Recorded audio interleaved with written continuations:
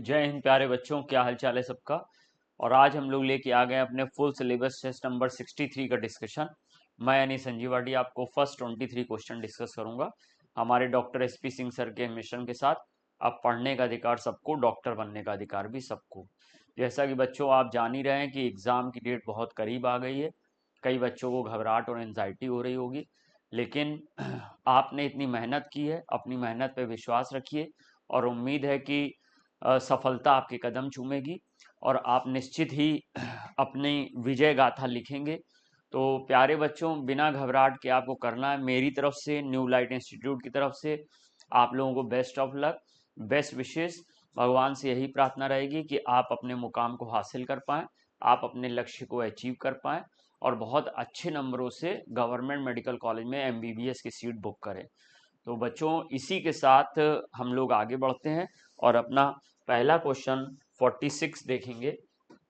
तो question number 46, an alcohol C2H5OH react with concentrated H2SO4 at 443 kelvin form final product. तो आपको मालूम है बेटा कि जो हमारा अल्कोहल है वो अल्कोहल अलग अलग टेम्परेचर पे अलग अलग प्रोडक्ट बनाता है सल्फ्यूरिक एसिड की प्रेजेंस में। और ये प्रोसेस डिहाइड्रेशन का एक तरह से रहता है। अगर आप 100 डिग्री सेल्सियस या 373 केल्विन टेम्परेचर लगाते हो तो आपको यहाँ पर इस रिएक्शन में एथिल हाइड्रोजन सल्फेट मिल जाता है। अगर आप 140 डिग्री सेल्सियस, जिसे आप 413 केल्विन भी कह सकते हो, तो आपको ईथर मिलेगा, डाई एथाइल ईथर। तो 413 अगर लिखा होता तो डाई एथाइल ईथर मिल जाता।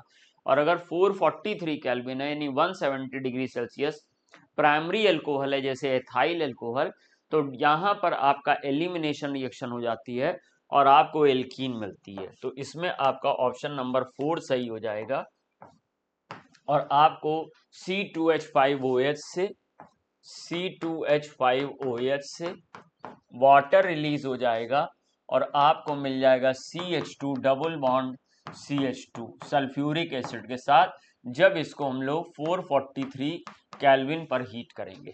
नेक्स्ट क्वेश्चन की तरफ चलते हैं। Question number 47, the rate of disappearance of SO2 in the reaction दिया गया है और rate of formation of SO3 मांगा है। तो इसको पहले हम लोग कंपेयर करेंगे। काइनेटिक्स का क्वेश्चन है। हम लोग जानते हैं कि रेट हमारा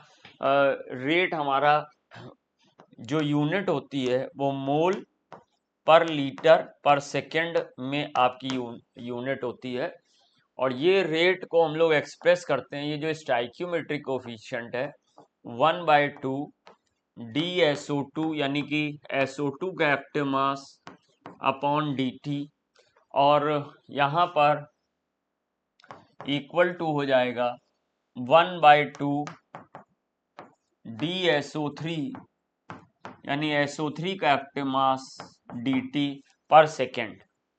अब अगर हम लोग कंपेयर करने जा रहे हैं तो यहाँ हमको दिया गया है SO2 का रेट ऑफ डिसअपीयरेंस। तो SO2 का रेट ऑफ डिसअपीयरेंस यानी कि ये वाली वैल्यू हमको दी गई है, लेकिन बस इसमें एक ट्विस्ट आ गया और वो ट्विस्ट ये कि यहाँ पर ये जो वैल्यू है ये मोल पर लीटर सेकेंड में हमको रखनी है।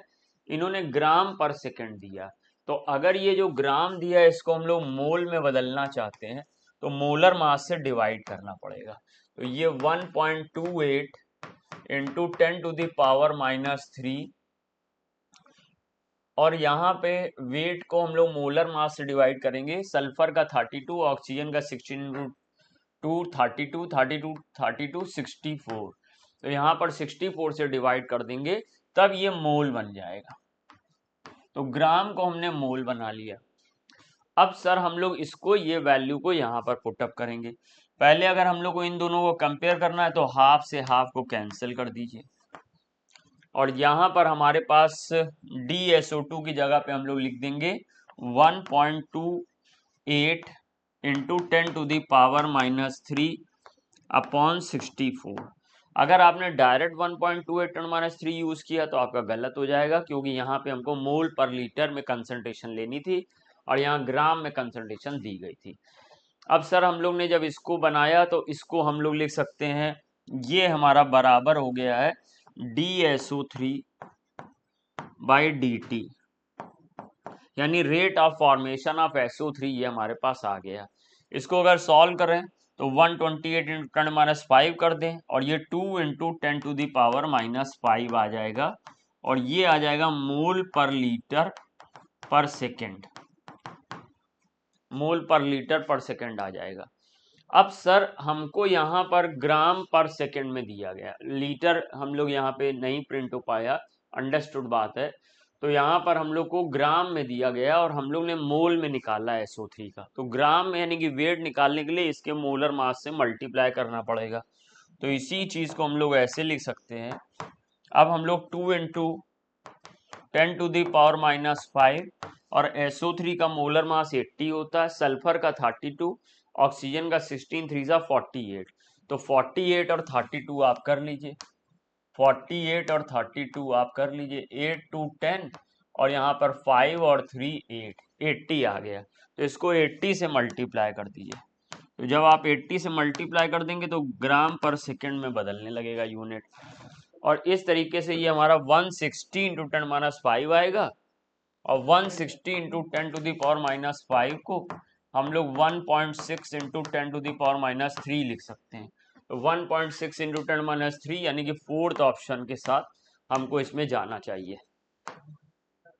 अब what is the major product of the following reaction. अब ये हमारा यहाँ पर देखिए एल्कोहलिक KOH दिया गया है, तो ये बीटा एलिमिनेशन की रिएक्शन होगी।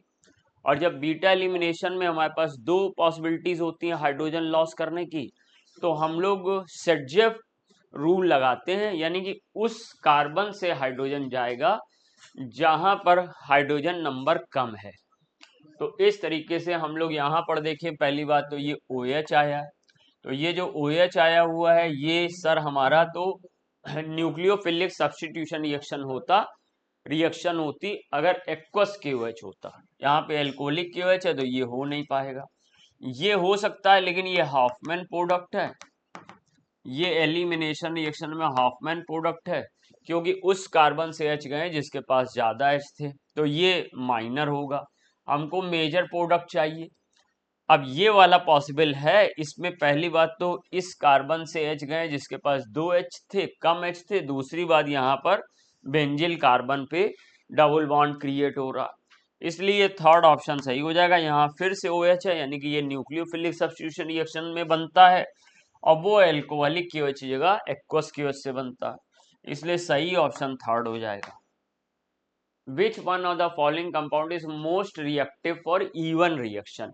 तो even reaction यानी एलिमिनेशन, और even most reactive तब होगा जब most stable कार्बोकेटायन बनेगा। तो most stable कार्बोकेटायन बनाने के लिए आप देखिए, अगर ये Br यहाँ से हटाया और यहाँ पे कार्बोकेटायन बना तो ये टर्सरी कार्बोकेटायन है। यहाँ पर अगर हमने बनाया तो ये टर्सरी कार्बोकेटायन के होने के साथ साथ यहाँ पर फेनिल ग्रुप लगा हुआ है, यानी ये रेजोनेंस स्टेबलाइज भी है। यहाँ पर भी ये टर्सरी कार्बोकेटायन है, तो इसको हम लोग हाइपर कॉन्जुगेटिव H से स्टेबलाइज करेंगे। यहाँ पर ये सेकेंडरी कार्बोकेटायन है, तो ये 2 डिग्री है, ये 3 डिग्री है, ये 3 डिग्री विद फेनिल है, ये 3 डिग्री नॉर्मल है। तो सबसे ज्यादा स्टेबल कार्बोकेटायन सेकेंड बनेगा, तो सबसे ज्यादा फास्ट इवन रिएक्शन होगी सेकेंड ऑप्शन में। क्वेश्चन नंबर 50 में देखिए, which one of the following resonating structure is most stable. तो मोस्ट स्टेबल स्ट्रक्चर में हम लोग जानते हैं अगर दो या दो से ज्यादा रेजोनेटिंग स्ट्रक्चर बने, तो जिस स्ट्रक्चर में सबसे पहले आप देखिए कि चार्ज ना प्रेजेंट हो और ऑक्टेट कंप्लीट हो, तो वो मोस्ट स्टेबल होता। अब इसमें भी चार्ज प्रेजेंट है, इसमें भी चार्ज प्रेजेंट है, इसमें भी चार्ज प्रेजेंट है और इसमें चार्ज प्रेजेंट नहीं है, तो जो हमारा न्यूट्रल या चार्जलेस स्ट्रक्चर होता वही सबसे ज्यादा स्टेबल होता। तो यहाँ पे फर्स्ट वाला सबसे ज्यादा स्टेबल हो गया। अब इसमें ये प्लस माइनस, ये प्लस माइनस, ये भी प्लस माइनस, तो इनको हम चाहें तो स्टेबिलिटी कंपेयर कर सकते हैं, बट हमको मोस्ट स्टेबल चाहिए था, फर्स्ट ऑप्शन हो गया। अब ये वाली रिएक्शन में देखिए ऑक्सीडेशन नंबर से आपको पता चल जाएगा कौन हो रहा है ऑक्सीडाइज, कौन हो रहा है रिड्यूस। तो देखिए यहाँ पे MnO4 में Mn की ऑक्सीडेशन नंबर +7 है, SO3 2 माइनस में S की ऑक्सीडेशन नंबर +4 है, SO4 2 माइनस में +6 है और Mn की यहाँ पे +2 है, यानी Mn का हो रहा है रिडक्शन और SO3 का हो रहा है ऑक्सीडेशन। तो अब यहाँ पे पढ़िए MnO4 and H plus both are reduce. तो MnO4 माइनस तो रिड्यूस हो रहा है, लेकिन H प्लस नहीं रिड्यूस हो रहा, क्योंकि H प्लस की ऑक्सीडेशन नंबर यहाँ भी +1 है और यहाँ भी +1 है, तो ये तो रिड्यूस हो नहीं रहा। MnO4 minus is reduce, H plus is oxidize, फिर गलत हो गया। MnO4 माइनस इज रिड्यूस और SO3 2 माइनस इज ऑक्सीडाइज, तो ये थर्ड ऑप्शन सही लिखा हुआ। MnO4 माइनस इज ऑक्सीडाइज, ये गलत हो गया फोर्थ ऑप्शन, तो थर्ड के साथ जाएंगे। Which condition favours the bond formation? Bond formation कब बनता है? जब दो पार्टिकल एक दूसरे की तरफ अट्रैक्ट होते हैं, और अट्रैक्शन में जो एनर्जी होती है वो लॉस होने लगती है, पोटेंशियल एनर्जी डिक्रीज होने लगेगी। तो जब लोएस्ट एनर्जी हमको मिल जाएगी तो वो सबसे मोर स्टेबलाइज स्टेट होगा और बॉन्ड फॉर्मेशन क्रिएट हो जाएगा। तो मैक्सिमम अट्रैक्शन हो और मैक्सिमम पोटेंशियल एनर्जी, तो गलत हो गया। अट्रैक्शन तो मैक्सिमम होना चाहिए, लेकिन पोटेंशियल एनर्जी मिनिमम होनी चाहिए। मिनिमम अट्रैक्शन नहीं भाई, जब मिनिमम अट्रैक्शन होगा तो एक दूसरे की तरफ आएंगे नहीं, बॉन्ड फॉर्मेशन नहीं हो पाएगा। मिनिमम पोटेंशियल एनर्जी ठीक है और मैक्सिमम अट्रैक्शन सही है, इसलिए थर्ड ऑप्शन के साथ जाएंगे यहाँ पे। Question number 53, which of the following has maximum number of molecule? तो 98 ग्राम में आप निकालो मोल कितने होंगे, 98 अपॉन 98, H2SO4 का मोलर मास 98 होता है, इनटू Na, यानी कि 1 Na इसमें नंबर ऑफ मॉलिक्यूल्स होंगे। 98 मिलीग्राम में 98 इंटू 10⁻³ ग्राम बनाओ पहले, फिर 98 से मल्टीप्लाई करो, तो 1 इंटू 10⁻³ Na, ये तो और कम हो गया, 196 ग्राम, यानी कि 196 अपॉन 98 Na, यानी कि 2 Na, तो मुझे लगता है यही सबसे ज्यादा हो जाएगा, क्योंकि ये तो 98 इंटू 10⁻6 ग्राम है, तो ये तो बहुत ही कम हो जाएगा, इसलिए सही ऑप्शन थर्ड हो जाएगा। 54 देखिए, हाइड्रोजन इलेक्ट्रोड को pH 3 में डिप किया गया, पोटेंशियल निकालना सेल का। जब पोटेंशियल केवल लिखा हो और ना बताए कौन सा पोटेंशियल है, रिडक्शन पोटेंशियल या ऑक्सीडेशन पोटेंशियल, तो हम लोग उसको IUPAC के अकॉर्डिंग रिडक्शन पोटेंशियल मानते हैं। तो हमारे पास आ जाएगा H plus oblique H2 reduction potential minus 0.059 into pH, ये इक्वेशन आपने पढ़ी हुई है। तो माइनस 0.059 इंटू pH का वैल्यू 3 दिया गया है, मल्टीप्लाई कीजिए, 3 9 ज़ा 27, 3 5 ज़ा 15, 2 17, और ये आ गया माइनस 0.177, तो माइनस 0.177, यानी कि सेकेंड ऑप्शन सही हो जाएगा। 1 atomic mass unit is defined as 1/12 of the mass of 1 carbon 14 atom, तो गलत हो गया, क्योंकि हम लोग को अगर एटॉमिक मास यूनिट यानी AMU को रिप्रेजेंट करना है तो कार्बन 12 के 1/12 पार्ट को बोलेंगे, कार्बन 14 के नहीं। दूसरा, the carbon 14 isotope is most abundant isotope of carbon, तो ये भी गलत हो गया, क्योंकि कार्बन 14 मोस्ट अबंडेंट नहीं है, कार्बन 12 मोस्ट अबंडेंट है, और कार्बन 14 तो रेडियो एक्टिव है, इसलिए हम लोग दोनों स्टेटमेंट हमारे इनकरेक्ट हो गए। तो both statement first and second are incorrect, तो कौन से ऑप्शन के साथ जाएंगे, फोर्थ में। तो 55 का हमें फोर्थ ऑप्शन सही करना है। नेक्स्ट क्वेश्चन की तरफ चलेंगे। The number of radial nodes are same for which of the following orbital? तो सब लोग जानते हैं रेडियल नोड का फॉर्मूला क्या होता है, n minus L minus 1, n minus L minus 1। अब हम लोग क्या करेंगे कि सबसे पहले a के लिए निकालेंगे, a के लिए निकालिए, तो यहां पर n देखिए 4 है और L का वैल्यू D के लिए क्या हो जाएगा, 2 हो जाएगा, S के लिए 0, P के लिए 1 और D के लिए 2। तो अब इसमें हम लोग जाएंगे 4 माइनस 2 माइनस 1, तो मुझे मिल जाएगा यहां पर 1, यहां मुझे 1 मिल जाएगा। फिर हम लोग B के लिए जाएंगे, तो B में आप देखिए 2S है तो ये n है और l बराबर 0 है। तो अब आइए n बराबर क्या है 2 माइनस 0 माइनस 1 यानी फिर 1 आ गया। फिर हम लोग c के लिए जाएंगे तो c में देखिए ये n3 है और फिर ये l0 है यहाँ पे। सो हम लोग को 3 माइनस 0 माइनस 1 यानी कि c में 2 आ गया। d में आइए n बराबर 5 और l बराबर 3 f के लिए, तो 5 माइनस 3 माइनस 1 यानी फिर से 1 आ गया। ई में आइए n बराबर 2 और l बराबर 1, तो ई के लिए सर आइए 2 माइनस 1 माइनस 1 यानी 0।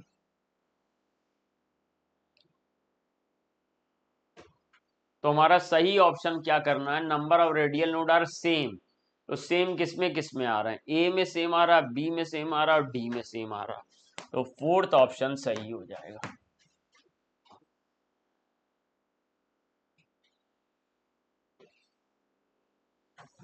Question number 57, the compound A undergoes 100% tetramerization in a given organic solvent the want of factor. तो देखिए जब एसोसिएशन होता है और 100% हो तो I इक्वल टू याद रखना 1/n होता है।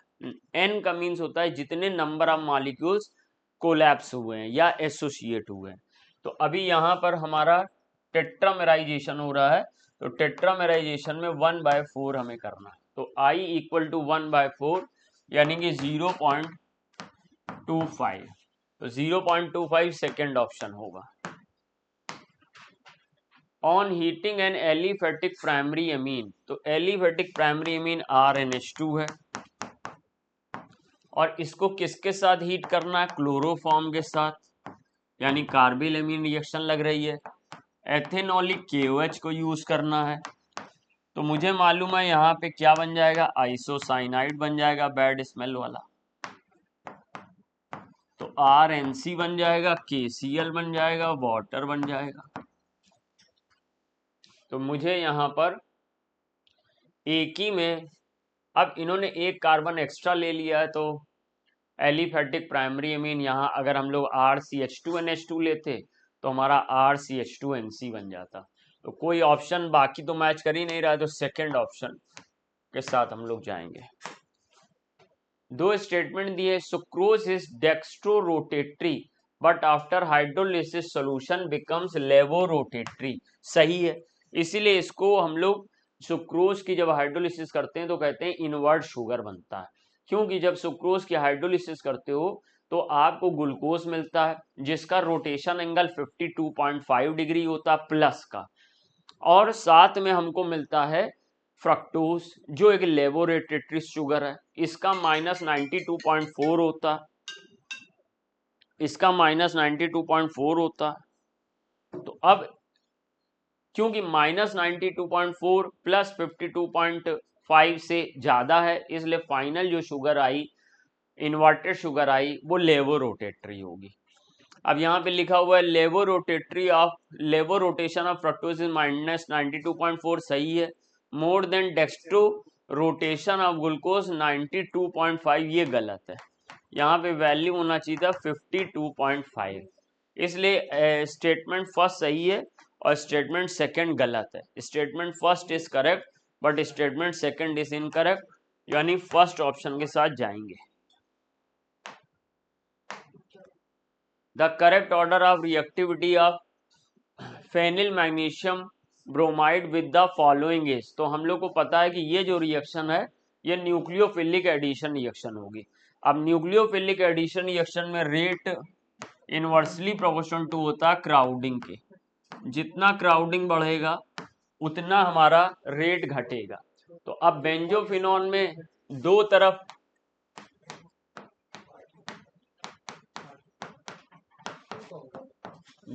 बेंजीन रिंग है, तो इसमें क्राउडिंग सबसे ज्यादा है बेंजोफिनॉन में। फिर एसीटोफिनॉन में आएगा और एसीटोन में सबसे कम क्राउडिंग है, तो एसीटोन का रेट सबसे ज्यादा होगा। जैसा कि सेकंड ऑप्शन में उससे कम एसीटोफिनॉन का, सबसे कम बेंजोफिनॉन का। Second 61, which one of the following will have highest basicity in gaseous medium. जब गैसियस मीडियम में हम लोग एमीन की बेसिक स्ट्रेंथ को कंपेयर करते हैं तो आपको पता है सबसे ज्यादा हमारा टर्सरी का होगा R3N का, उसके बाद सेकेंडरी का होगा, उससे कम प्राइमरी का होगा, फिर उससे कम अमोनिया का होगा। ये बेसिक स्ट्रेंथ है इन गैसियस मीडियम या इन एप्रोटिक सॉल्वेंट। अगर प्रोटिक सॉल्वेंट या वाटर की बात करोगे तो फिर यह ऑर्डर बदल जाएगा और सेकेंडरी का हाईएस्ट हो जाएगा। तो अब ऐसी स्थिति में C2H5 होल थ्राइस N सबसे ज्यादा होगा, क्योंकि ये गैसियस मीडियम की बात की गई थी। तो सेकंड ऑप्शन सही होगा। 62 देखिए, ICl4 माइनस का शेप निकालना है, तो I के ऊपर माइनस रख दो तो ये जेनॉन लाइक बिहेव करेगा। ग्रुप 18 का मेंबर, इसके पास वैलेंस शेल में 8 इलेक्ट्रॉन है, 4 इलेक्ट्रॉन Cl के साथ खर्च हो गए, Cl के साथ 4 इलेक्ट्रॉन खर्च हो गए, एक इलेक्ट्रॉन पेयर ऊपर, एक इलेक्ट्रॉन पेयर नीचे, यानी शेप कैसी हो गई, स्क्वायर प्लेनर शेप हो गई, स्क्वायर प्लेनर शेप हो गई। तो इसलिए ए का थर्ड सही हो जाएगा। ClF5, तो ClF5 में Cl के पास भाई 7 इलेक्ट्रॉन है, क्योंकि ये 7th ग्रुप का मेंबर है। अब 4 F तो ऐसे आ गए, एक F ऊपर आ जाएगा, तो ये स्क्वायर पिरामिडल बन जाएगा, इसलिए B का 4 बन जाएगा। XCO3 सभी बच्चे जानते हैं पिरामिडल होता, इस तरीके से 3 ऑक्सीजन डबल बॉन्ड से जुड़ जाते हैं और एक लोन पेयर ऑफ ऊपर आ जाता है, तो ये XCO3 का सेकंड हो जाएगा। और IF7 पेंटागोनल बाई पिरामिडल होता है, D का फर्स्ट हो जाएगा। तो मैच करो, A का थर्ड और B का फोर्थ ऑप्शन है, C का सेकंड, D का फर्स्ट, तो फोर्थ ऑप्शन है। 63, the standard enthalpy of formation is non zero. देखिए, standard enthalpy of formation element की उसकी स्टेबल स्टेट में जीरो होती है, स्टेबल फिजिकल स्टेट और स्टेबल एलोट्रॉपिक स्टेट। तो अब Br2 की फिजिकल स्टेट लिक्विड होती है रूम टेम्परेचर पे, तो Br2 लिक्विड का enthalpy change, heat of formation zero होगा। सल्फर दो फॉर्म में होता है, मोनोक्लिनिक और ऑर्थोरोम्बिक, तो अब ऑर्थोरोम्बिक ज्यादा स्टेबल होता है मोनोक्लिनिक में, एलोट्रॉपिक फॉर्म में। तो रोम्बिक यानी ऑर्थोरोम्बिक, तो इसका भी एंथैल्पी ऑफ फॉर्मेशन जीरो होगा। फिर यहाँ पे ग्रेफाइट मोर स्टेबल फॉर्म है कार्बन के एलोट्रॉप्स में, इसका भी जीरो होगा। डायमंड लेस स्टेबल फॉर्म है, तो इसका चेंज जीरो नहीं होगा हीट ऑफ फॉर्मेशन, तो नॉन जीरो पूछा था, फोर्थ ऑप्शन हो जाएगा। विच of the following is not an inter halogen compound, तो इंटर हेलोजन कंपाउंड क्या होता है, ये XX-N होता है, जहां पर ये जो X है ये बिगर हेलोजन है और ये जो X- है ये स्मॉलर हेलोजन है। जैसे ClF3 ये इंटर हेलोजन कंपाउंड है, क्योंकि Cl और F दोनों हेलोजन है। IF5 ये भी इंटर हेलोजन कंपाउंड है, क्योंकि I और F दोनों हेलोजन है। तो ClF इंटर हेलोजन है, ClF3 इंटर हेलोजन है, HF नहीं है भाई, IF5 है जैसा हमने बताया था। तो HF इंटर हेलोजन कंपाउंड नहीं है, ये हाइड्रोजन हैलाइड है। स्टीफन रिडक्शन में हम लोग SnCl2 और HCl का यूज करते हैं। क्लीमेंसन रिडक्शन में जिंक अमलगम कंसंट्रेटेड HCl का यूज करते हैं। रोजेनमुंड रिडक्शन में हम लोग हाइड्रोजन को पैलेडियम BaSO4 के साथ रिएक्ट कराते हैं।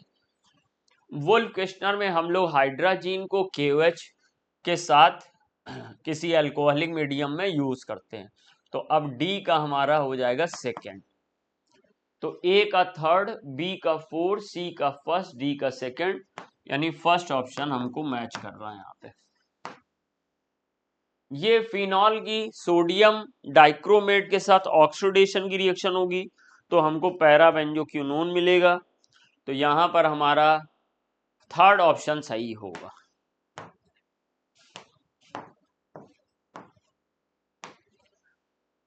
यहां पर देखिए दो फिगर बने हुए हैं, और 2 फिगर में हमसे पूछा है कि करेक्ट ऑप्शन क्या है।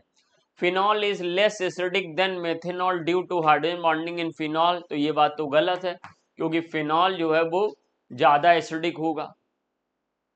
उसके बाद हमारे पास आ रहा है bond angle in phenol is slightly more then methanol.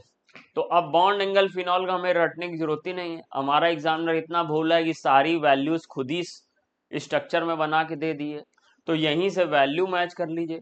Methanol के 108.9 है और फिनॉल के 109 है, तो सिंपल सी बात है कि फिनॉल का स्लाइटली मोर देन है मेथेनॉल से।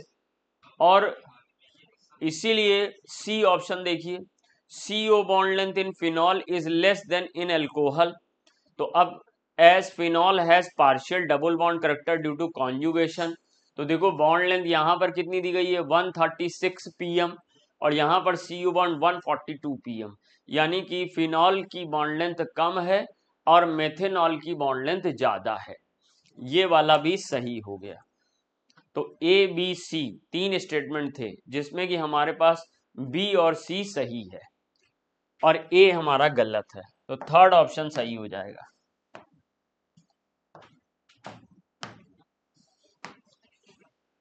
68 देखिए, मुझे यहाँ पर कंपेयर करना है। एक लिस्ट में मेरे पास बेसिक रेडिकल है और दूसरी लिस्ट में मेरे पास ग्रुप रीजेंट है। तो अमोनियम का ग्रुप रीजेंट क्या होता है, कंसंट्रेट NaOH। तो कंसंट्रेट NaOH कहाँ पर है, मेरे पास थर्ड में है, तो ए से थर्ड मैच हो जाएगा। Zn फोर्थ ग्रुप का मेंबर है और इसमें हम लोग NH4OH और NH4Cl की प्रेजेंस में H2S पास करते हैं, तो NH4OH और NH4Cl की प्रेजेंस में H2S B का 4 हो गया। बेरियम फिफ्थ ग्रुप का मेंबर है, इसका ग्रुप रीजेंट अमोनियम कार्बोनेट होता है जो अमोनियम हाइड्रोक्साइड और अमोनियम क्लोराइड की प्रेजेंस में पास आउट किया जाता है, तो सेकंड हो गया। लेड हमारा ग्रुप 1 का मेंबर है जिसमें डाइल्यूट HCl ग्रुप रीजेंट होता है, PbCl2 का प्रेसिपिटेट आता है, तो ये फर्स्ट हो गया। तो ए का थर्ड, बी का 4, सी का सेकंड और डी का फर्स्ट, यानी कि थर्ड ऑप्शन सही होगा। इस तरह से बेटा हमने अपने वाले पार्ट के क्वेश्चन डिस्कस किए, बाकी क्वेश्चन विजय सर डिस्कस करेंगे। थैंक यू बच्चों। चलिए बेटा, क्वेश्चन नंबर 68 तक संजीव सर ने कर दिया। आप क्वेश्चन नंबर 69 ऑनवर्ड देखिए। क्वेश्चन नंबर बेटा 69 ये कह रहा बेटा equal volume of 0.2 m HCl 0.1 m NaOH are mixed, concentration of resulting solution. देखो बेटा, एसिड में बेस मिक्स कर रहे हैं, तो एसिड में बेस अगर बेटा मिक्स करेंगे तो क्या होगा, न्यूट्रलाइजेशन। मान लो बेटा HCl इसका वॉल्यूम 100 ले लो, इक्वल है तो इसका भी बेटा 100 ले लो, तो क्या फार्मूला लगाओगे, N1V1 minus N2V2 equal to NV1 plus V2, क्योंकि बेटा एसिड बेस है, रिएक्शन हो रही, ठीक। और चूंकि HCl है तो बेटा नॉर्मेलिटी बराबर क्या होगा, मोलैरिटी। HCl और NaOH में नॉर्मेलिटी और मोलैरिटी सेम होती है क्योंकि N फैक्टर 1। तो देखो बेटा ये 0.2 हो गया, वॉल्यूम 100, ये बेटा 0.1 हो गया, volume 100, equal to N into 200। तो बेटा यहाँ पे N कितना हो गया, 100 काट दो, 0.1 डिवाइड बाई 2, आंसर बेटा क्या हो गया 0.05 N या बेटा 0.05 M हो गया। तो आंसर बेटा हो गया सेकंड। 70 देखिए बेटा, आप सबको रटा हुआ है ADEK, ये बेटा फैट सॉल्युबल है तो बॉडी में बेटा स्टोर होती है, तो ADEK। विटामिन B12 बेटा ये भी बॉडी में बेटा स्टोर होती है, हालांकि ये वाटर सॉल्युबल है लेकिन फिर भी ये बेटा बॉडी में स्टोर होती है, ठीक। विटामिन B12 बेटा बॉडी में वाटर सॉल्युबल है ये बेटा वाटर सॉल्युबल है, लेकिन बेटा बॉडी में ये स्टोर होती है वर्षों तक, बॉडी में बेटा स्टोर होती है। तो इसका आंसर क्या हो गया बेटा, देखो कौन कौन सा हो गया, विटामिन ए ये हो गया, विटामिन डी यानी ए ऑप्शन हो गया, डी हो गया, और बेटा B12 वाला यानी आपका एफ हो गया, और जी बेटा विटामिन ई हो गया। तो आंसर बेटा ADFG, 70 का आंसर बेटा 4। अब देखिए बेटा 71, तो बहुत आसान क्वेश्चन है बेटा। यहां पर देखो आयरन की ऑक्सीडेशन नंबर बेटा +3 है, कोबाल्ट की बेटा +3 है, यहां पर भी आयरन की बेटा +3 है, कोबाल्ट की बेटा +3 है। आयरन बेटा +3 में 3D5 होता है, और बेटा कोबाल्ट +3 में क्या होगा, 3D6 होगा। ठीक, अब अगर आप पहला ऑप्शन देखोगे तो देखो बेटा 3D5 है, ठीक है, लेकिन बेटा स्ट्रॉन्ग फील्ड लिगेंड है,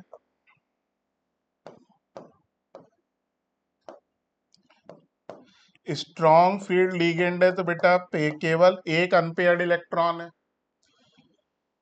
अनपेयर्ड इलेक्ट्रॉन बेटा कितना हुआ, एक, तो एक में बेटा मैग्नेटिक मोमेंट कितना होता है, 4। तो ये बेटा आपका ए का क्या हो गया, 4 हो गया। और आप देखो तो बेटा 4 वाला केवल यही एक ऑप्शन है, चौथा आंसर। फिर भी और देख लीजिए, बी देखो बेटा, बी आपका CO+3 है, 3D6 है, 4 बेटा ये आपका 3D6 हो गया। इसमें देखो 4 अनपेयर्ड इलेक्ट्रॉन है, तो यहां पर बेटा कितना हो जाएगा, म्यू 4, 4+2 √24। तो ये बेटा आपका बी का क्या हो गया, थर्ड। देख लो बेटा बी का थर्ड हो गया। अब जैसे सी है आपका, सी वाले में बेटा 3D5 है, 5 अनपेयर्ड इलेक्ट्रॉन है, क्योंकि कोई बेटा पेयरिंग नहीं होगी। तो बेटा सी का बेटा आपका कौन सा हो जाएगा, सेकंड, ठीक है। और डी में बेटा अगर आप देखोगे तो इस वाले में अगर आप देखोगे बेटा, तो सभी इलेक्ट्रॉन आपके क्या है, पेयर्ड है।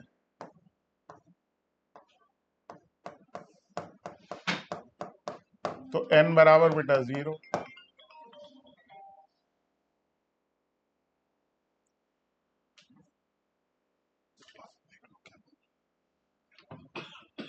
ये डी का बेटा फर्स्ट हो गया।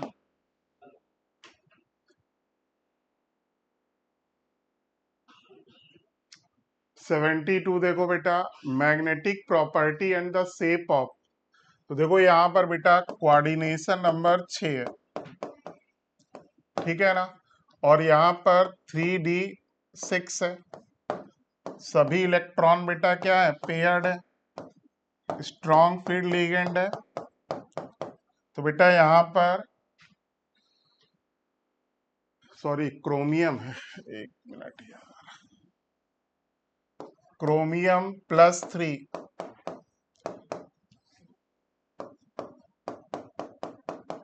तो ये बेटा आपका देखो क्रोमियम +3 है, 3D5 4s1, तो कितना बचा, 3D3 बचा।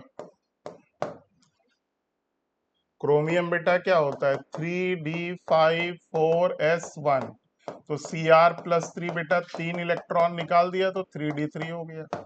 और ये तीनों बेटा इलेक्ट्रॉन क्या है, अनपेयर्ड होंगे, तो n बराबर 3 बेटा पैरामैग्नेटिक। और बेटा हाइब्रिडाइजेशन क्या होगा, D2sp3 होगा, ठीक है ना, हाइब्रिडाइजेशन क्या होगा, D2sp3। तो पैरामैग्नेटिक एंड ऑक्टाहेड्रल हो गया।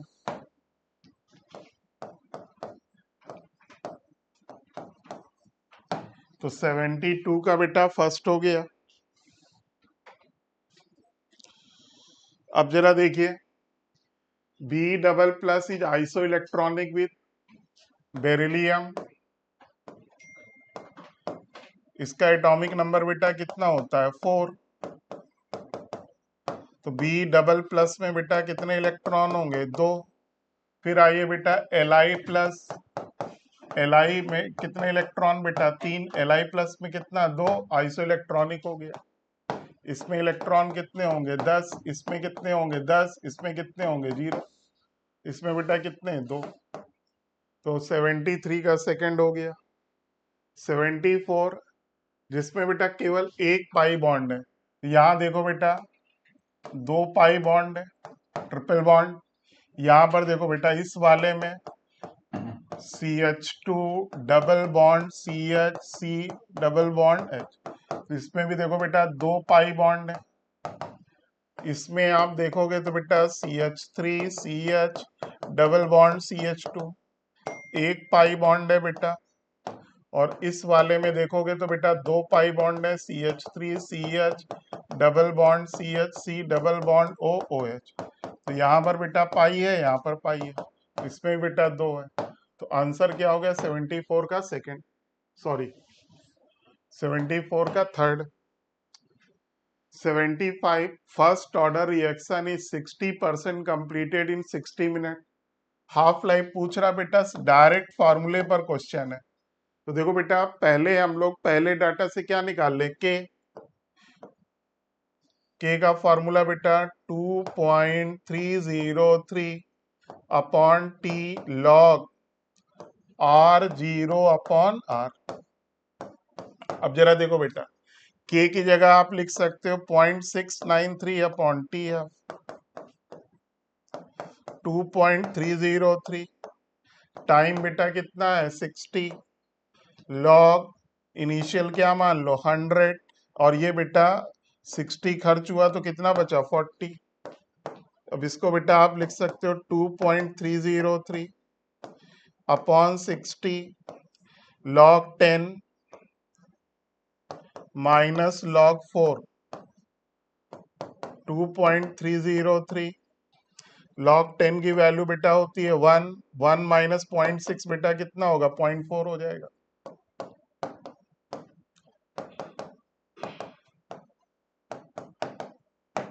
ठीक, तो ये आ गया बेटा। अच्छा अपॉन 60 भी है बेटा ये, तो 0.693 upon T half 2.303 upon 60 into 0.4। Solve कर लो बेटा इसको, तो लगभग ये आ जाएगा। देखो बेटा ये इससे काटोगे तो 0.3 हो जाएगा, 6 और इसको काटोगे तो बेटा ये डेसिमल दोनों हटा दो, ये 15 हो गया, 15 इंटू 3 बेटा 45 हो गया। 75 का सेकंड।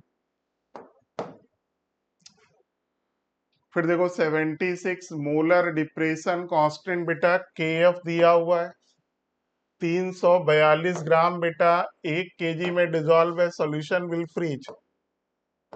तो पहले बेटा क्या निकालो डिप्रेशन KF इंटू बेटा मोलैलिटी यानी WA into 1000 upon MA into WB। Direct फॉर्मूले पर बेटा क्वेश्चन आता है 1.86 WA बेटा 342 इंटू 1000। ये बेटा कितना हो गया 1.86, सॉरी ये हो गया। तो बेटा TF डैश बेटा क्या होगा TF minus delta TF। Water का फ्रीजिंग पॉइंट कितना होता है 0। तो ये बेटा आपका आंसर हो गया 76 का बेटा फर्स्ट। 77 केमिकल इक्विलिब्रियम का एक सिंपल सा क्वेश्चन है, A plus B gives 2C। अब ये कह रहे हैं बेटा 3 मोल A का लिया, 1 मोल B का लिया, नो रिएक्शन 0। एट इक्विलिब्रियम मान लो बेटा इसका x खर्च हुआ, तो 1:1 है, तो बेटा इसका कितना खर्च होगा x, ये कितना बनेगा 2x। क्वेश्चन में 2x बेटा कितना दिया है 1.5, तो x बेटा कितना हो गया 0.75। रखो बेटा, यहाँ देखो 1.5 हो गया, यहाँ 1 माइनस 0.75 बेटा कितना हुआ 0.25 हो गया, यहाँ 3 माइनस 0.75 बेटा कितना हुआ 2.25 हो गया। केसी बेटा देखो वॉल्यूम नहीं दिया है, तो वॉल्यूम 1 लीटर है, कोई दिक्कत नहीं है। तो केसी बेटा क्या होगा, सी का स्क्वायर अपॉन ए इंटू बी। सी बेटा कितना है 1.5, 1.5, ए बेटा कितना बचा 2.25 इंटू 0.25, ये बेटा इससे कैंसिल हो गया, 1/0.25 बेटा कितना हो गया 4, तो 77 बेटा 4 हो गया। 78 देखो बेटा स्टेटमेंट का क्वेश्चन है, from the following element choose the correct option. The general electronic configuration of F block, बिल्कुल सही है बेटा ये। General oxidation of actinide is +3, सही है। लेंथेनाइड और एक्टिनाइड्स की जनरल ऑक्सीडेशन नंबर बेटा +3 होती है। PR एंड ND ये दोनों बेटा क्या है, लेंथेनाइड है, ठीक। वैसे इनकी कॉमन ऑक्सीडेशन नंबर बेटा +3 होती है, लेकिन ये बेटा +2 +4 भी शो करते हैं, ये भी स्टेटमेंट आपका सही है। Thorium can show plus oxidation number, गलत। थोरियम बेटा मैक्सिमम क्या शो कर सकता है +4, ठीक। तो ए सही है, बी सही है, हमने करेक्ट ढूंढना, incorrect. Choose the most appropriate answer, तो ए एंड बी ओनली होगा 78।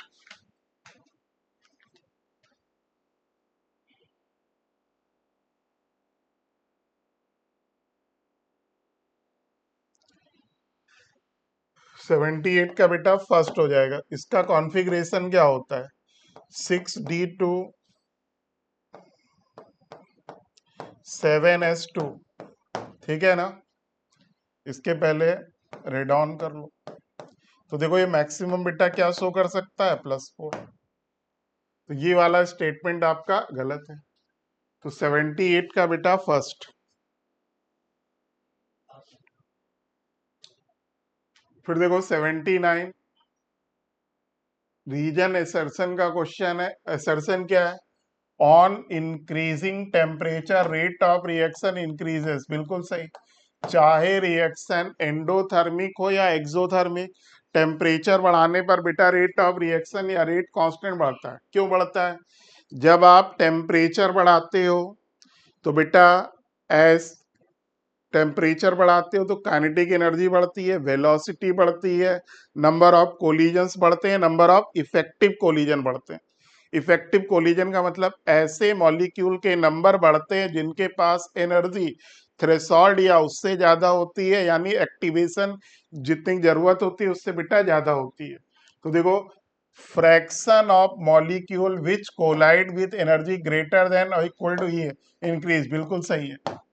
तो बेटा ऐसे मॉलिक्यूल के नंबर बढ़ते हैं जिनके पास एनर्जी थ्रेशोल्ड या उससे ज्यादा होती है, एक्टिवेशन या उससे ज्यादा होती है, ठीक है ना।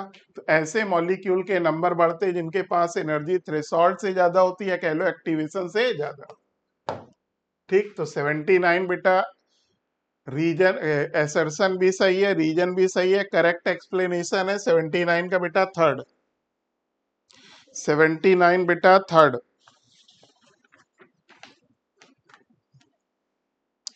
अब जरा 80 देखिए बेटा, during estimation of nitrogen present in organic compound by Kjeldahl method, ammonia evolve from 0.8 gram this. Simple बेटा, ये तो डायरेक्ट फार्मूले पर क्वेश्चन है। Percentage of nitrogen 1.4 NV/W। NV क्या होता है, milli equivalent of acid use to absorb ammonia. तो देखो बेटा NV मोलैरिटी दिए तो NMV हो गया बेटा 2 × 1 × 20, ये बेटा 1.4 इंटू बेटा कितना हो गया 40, और ये बेटा 0.8 है। 8 पंचे 40, 14 पंचे 70, 70% हो गया बेटा। तो 70% वाला ऑप्शन बेटा थर्ड। फिर देखो 81, 1 mole of HBr on reaction with ethene form monobromo substituted product, बिल्कुल सही है। CH2 डबल बॉन्ड CH2, इसमें बेटा आप HBr जोड़ोगे तो ये क्या बनाएगा, CH3 CH2Br, मोनोब्रोमो डेरिवेटिव। लेकिन अगर ये कह रहा है प्रोपीन में अगर हम 2 मोल जोड़े तो प्रोपीन ले लें बेटा, CH3 CH double bond CH2। पहले बेटा हमने 1 मोल HBr जोड़ा तो ये क्या बना लेगा, मार्कोनी का ऑफ रूल लगा लो, यहाँ बेटा Br आ गया, यहाँ बेटा CH3 आ गया, CH2 आ जाएगा, डबल बॉन्ड यहाँ हो। फिर से बेटा अगर आप जोड़ोगे तो CH3 C इधर Br हो जाएगा, इधर Br हो जाएगा, और यहाँ बेटा क्या आ जाएगा, CH3, ये H नहीं होगा बेटा।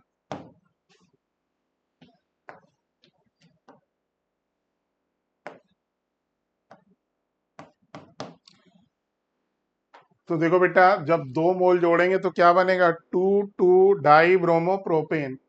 तो ये भी आपका सही है बेटा, दोनों स्टेटमेंट सही है, बोथ स्टेटमेंट आर करेक्ट। 81 का बेटा थर्ड। अब जरा देखिए 82, which of the following group of element is assigned to zero electronegativity. बेटा एल्कली मेटल के पास लिटिल बिट इलेक्ट्रोनेगेटिविटी होती है, किसकी बेटा जीरो ग्रुप, जीरो मानते हैं हम लोग नोबेल गैस की, क्योंकि नोबेल गैस बेटा ना तो इलेक्ट्रॉन लेना पसंद करते हैं ना देना पसंद करते हैं। तो 82 का बेटा सेकंड, क्योंकि बेटा ऑक्टेट इनकी क्या होती है, कंप्लीट, इनको हम लोग क्या बोलते हैं, इनर्ट गैस। तो 82 का सेकंड।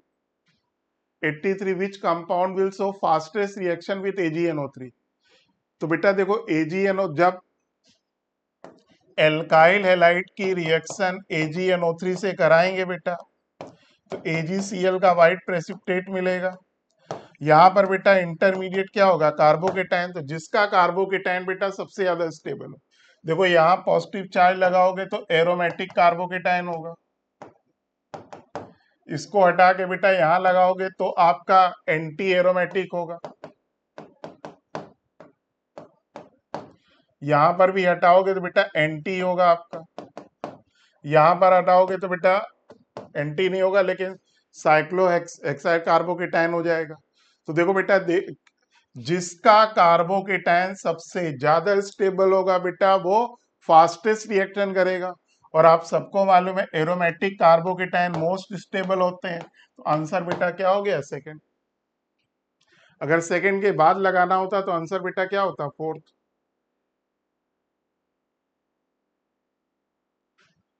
फिर देखिए 84, इलेक्ट्रॉन गेन रीजन एसर्शन का है, electron gain enthalpy of fluorine is less negative than chlorine, बिल्कुल सही है। क्लोरीन की इलेक्ट्रॉन एफिनिटी बेटा फ्लोरीन से क्या होती है, ज्यादा होती है। फ्लोरीन की नेगेटिव में क्लोरीन की नेगेटिव में वैल्यू ज्यादा होती है, फ्लोरीन की कम होती है। क्यों कम होती है बेटा, रीजन भी बहुत परफेक्ट दिया हुआ है, fluorine is a small in size, therefore have strong inter electronic repulsion. होता क्या बेटा, इलेक्ट्रॉन गेन इंथैल्पी में क्या होता है, न्यूट्रल गैसियस एटम बेटा एक इलेक्ट्रॉन लेकर एनायन में कन्वर्ट होता है, चूंकि इसका साइज छोटा है, चार्ज डेंसिटी ज्यादा होती है, तो बेटा इनके बीच में रिपल्सन होता है, ये इलेक्ट्रॉन लेने का विरोध करता है, इसलिए बेटा इसकी इलेक्ट्रॉन एफिनिटी कम होती है। तो रीजन और सही है, असर्शन भी सही है, करेक्ट एक्सप्लेनेशन है। तो 84 का बेटा थर्ड हो गया, 84 थर्ड। फिर देखो 85 बेटा, from the following statement choose the correct option. Effect of temperature और responsibility of reaction observe for endo exo, बिल्कुल सही है। टेम्परेचर का इफेक्ट स्पॉन्टेनियस बिहेवियर पर अगर आपको देखना है तो पहले आपको क्या डिसाइड करना होता है, एंडो है या एक्सो, सही स्टेटमेंट है। फिर देखिए exothermic reaction are spontaneous at high temperature, गलत बात। एक्सो आर फेवर्ड बाई बेटा क्या होता है, लो टेम्परेचर, मतलब इक्विलिब्रियम टेम्परेचर के नीचे क्या होगा, स्पॉन्टेनियस, इक्विलिब्रियम के ऊपर क्या होगा, नॉन स्पॉन्टेनियस। तो पहला स्टेटमेंट गलत है। एंडोथर्मिक रिएक्शन हाई टेम्परेचर सही है, endo is favoured by high temperature. ठीक है ना। तो इक्विलिब्रियम के ऊपर स्पॉन्टेनियस होगा, नीचे नॉन स्पॉन्टेनियस होगा। ठीक, एंडोथर्मिक रिएक्शन और स्पॉन्टेनियस एट लो टेम्परेचर, गलत। तो इसमें बेटा सही क्या है, सही पूछा है, तो सही में बेटा कौन है, बी ओनली, 85 का सेकंड।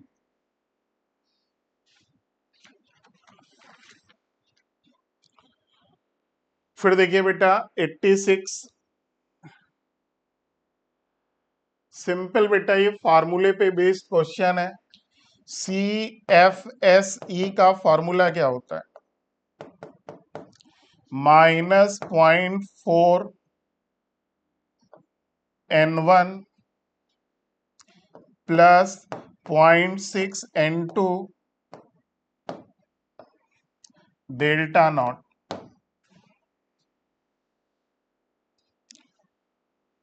ये T2Z वाला है और ये बेटा EG वाला है।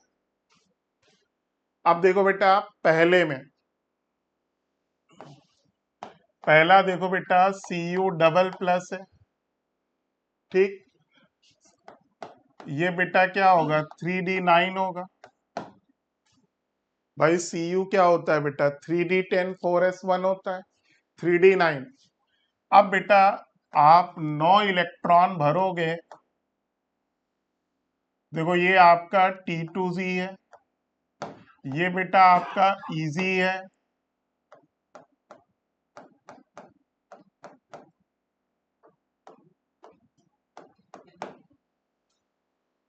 तो देखो पहले वाले में क्या होगा बेटा, -0.4 × 6 प्लस 0.6 × 3 डेल्टा नॉट हो गया। इसको सॉल्व करें तो 6 चौको 24 में 18 घटा दें, 0.6 डेल्टा नॉट हो गया। तो ए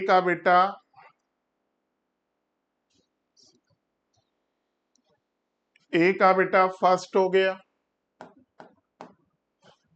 सिमिलरली देखो बेटा ये आपका Ti+3 है, टाइटेनियम +3, इसका कॉन्फ़िगरेशन बेटा क्या होगा, स्कैंडियम टाइटेनियम, तो 3D2 4s2 होता है, तो ये बेटा 3D1 हुआ। तो इसमें बेटा केवल T2G में एक इलेक्ट्रॉन होगा, ठीक है ना। तो यहां बेटा इस वाले का बेटा क्या होगा 0.4 × 1 प्लस 0.6 × 0, तो 0.4 हो गया बेटा। तो बी का बेटा क्या हो गया 4, तो ये बेटा बी का 4 हो गया। अब जरा इसमें देखो थर्ड वाले में, यहां देखो बेटा Fe+3 है, Fe+3 का मतलब 3D5, Fe+3 का मतलब 3D5, तो ये बेटा T2G क्या होगा 5, EG बेटा क्या होगा 0, और 5 बेटा तो करोगे तो 0.4 × 5 प्लस 0.6 × 0, तो ये बेटा 0.2 डेल्टा नॉट होगा। 0.2 डेल्टा नॉट बेटा देखो ये क्या हो गया, सी बेटा क्या हो गया सेकंड, तो ये आपका सी हो गया। ठीक, अब देखो NiF6 वाला देख लो बेटा, Ni+2 है, तो ये बेटा 3D8 है, ठीक है ना, 3D8। तो इसमें बेटा T2G 6 हो जाएगा और EG बेटा क्या होगा 2 हो जाएगा।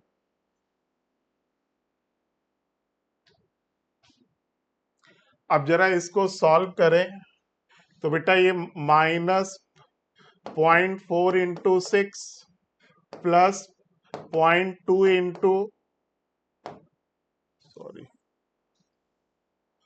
2 × 0.6 हो जाएगा डेल्टा नॉट। तो यहां पर बेटा कितना आया, 24 में 12 घटा दो, -1.2 डेल्टा नॉट। 1.2 डेल्टा नॉट बेटा कौन सा है,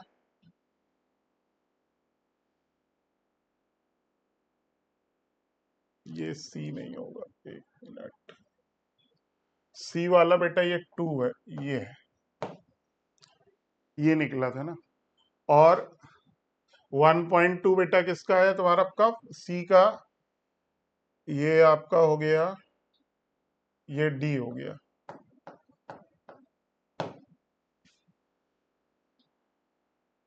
तो डी का बेटा थर्ड हो गया। ठीक है, तो करेक्ट आंसर बेटा फर्स्ट हो गया। सिंपल बेटा, फार्मूले में वैल्यू रखनी है।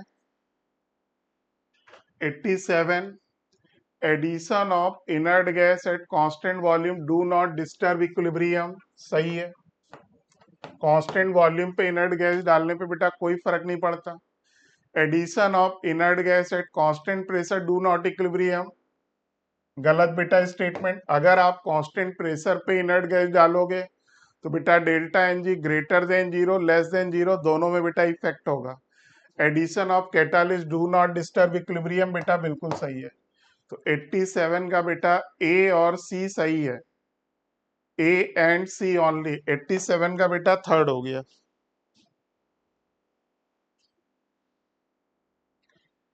88 देखो बेटा, एल्डोल कंडेंसेशन है, एसिटल्डिहाइड का एल्डोल बनाना है बेटा।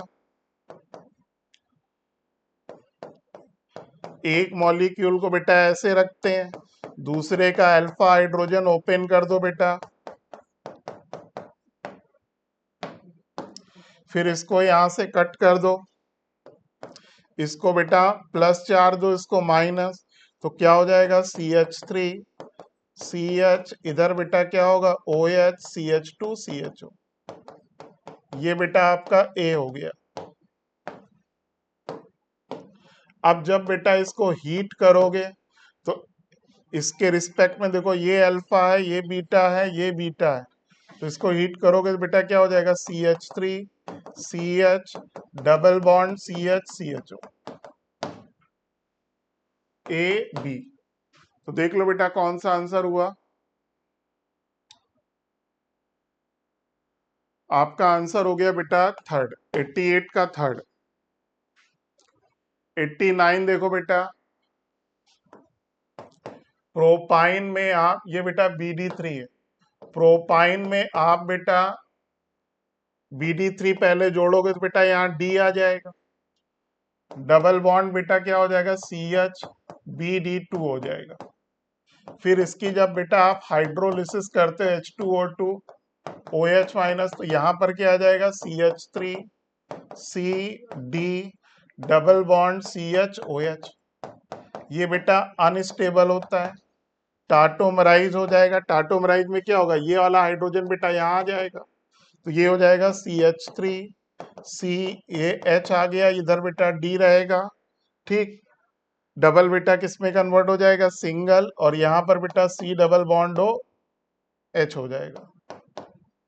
तो देख लो बेटा कौन सा आंसर है। आंसर हो गया, देखो ये बेटा CHO है, देखो ये CHO ग्रुप है, और 2 नंबर पे बेटा H और D दोनों है। आंसर बेटा 89 का क्या हो गया, थर्ड।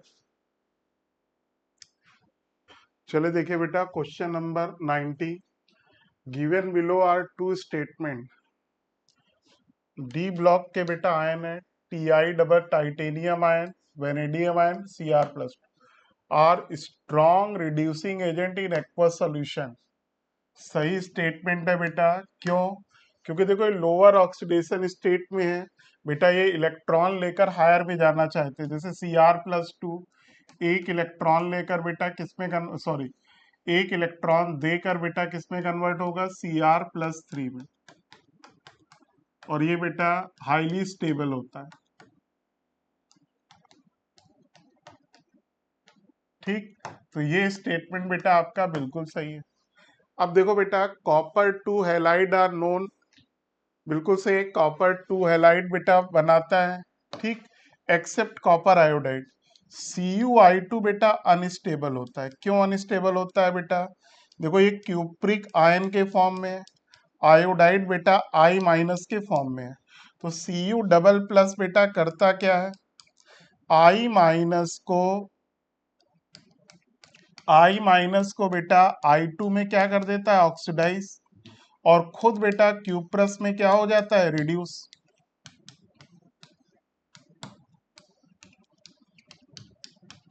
ठीक, तो CuI2 बेटा अनस्टेबल है, क्योंकि देखो ये किससे बना, क्यूप्रिक एंड आयोडाइड है। तो ये क्या करता है बेटा, खुद खुद क्या नाम से Q+ में बेटा रिड्यूस हो जाता है और I माइनस को I2 में ऑक्सीडाइज कर देता है।